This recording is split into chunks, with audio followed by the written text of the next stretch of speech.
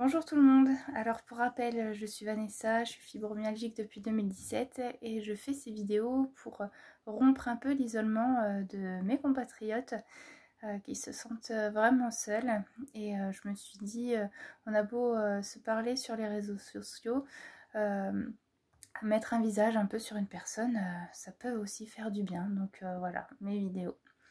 Donc aujourd'hui c'est un peu difficile pour moi parce que j'ai très mal dormi et puis il y a ce temps qui est affreux, il pleut plein donc voilà, donc j'ai mal partout.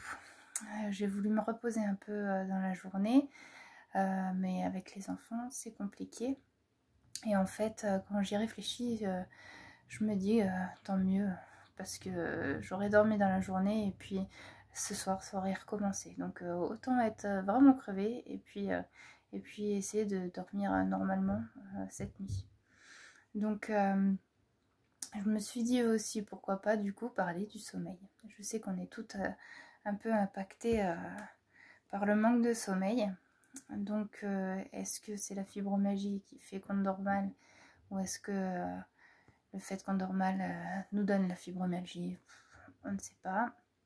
Mais en tout cas, je sais qu'on normalement on a tout ce problème-là. Donc pour moi, en tout cas, mon souci c'est que je mets beaucoup de temps à m'endormir parce que le cerveau se déconnecte jamais. Ça tourne, ça tourne. Je réfléchis à ce que je vais faire le lendemain, à ce que j'ai eu dans la journée, etc. Donc je mets du temps. Et puis une fois que je dors, je rêve énormément. Alors j'en avais parlé à ma kiné qui elle connaît beaucoup de choses et elle m'explique que ça fait aussi partie justement des difficultés à dormir. Donc parce que c'est des rêves qu'on fait et on est conscient dans ces rêves-là. Et du coup, on ne se repose pas. On agit beaucoup trop pendant la nuit. En fait, pendant qu'on dort, on ne dort pas. Et du coup, on est complètement crevé. Même si on pense avoir dormi. Donc voilà, et je me réveille aussi beaucoup dans la nuit. Donc des solutions, j'en ai pas 36, j'en ai pas beaucoup. Alors il y a des jours où ça va très bien, hein, où j'arrive vraiment à dormir. Bon, je me réveille toujours par contre le matin en étant très fatiguée, mais je sais que j'ai dormi pratiquement toute la nuit. Mais je ne suis pas forcément reposée pour autant. Alors, quand j'ai du mal vraiment à m'endormir, je mets de l'hypnose. Voilà, je vais me mettre sur YouTube, je mets un petit rituel d'hypnose et puis c'est vrai que ça m'endort. Ça me fait vraiment du bien. L'hypnose, j'en ai déjà fait puisque j'ai mon médecin qui m'avait demandé de voir un hypnotiseur. Ça m'avait fait beaucoup de bien, donc pour l'acceptation de la maladie. Ça m'avait fait du bien, j'en étais contente. Et j'ai même suivi des cours en ligne pour pouvoir le pratiquer.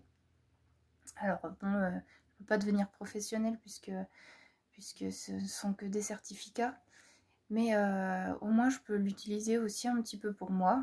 Et du coup, c'est vrai que même si je ne mets pas une petite séance d'hypnose, je me le fais vite fait une petite auto-hypnose et je m'endors plus facilement.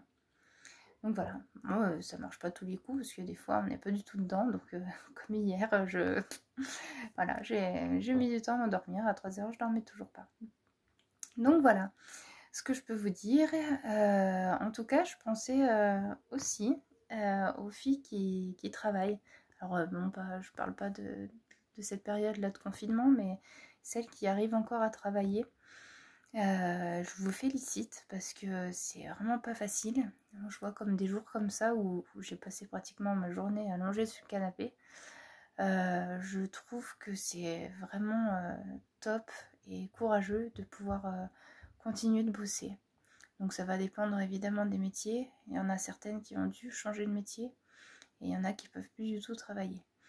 Donc voilà, je pense, j'en connais certaines qui bossent encore malgré la maladie, qui aussi n'ont pas beaucoup d'autres choix. Et du coup, je vous dis félicitations, parce que je vous admire beaucoup pour ça. Et voilà. Donc, merci d'être courageuse pour nous aussi. Et continuons de nous soutenir. Voilà, bisous à tout le monde.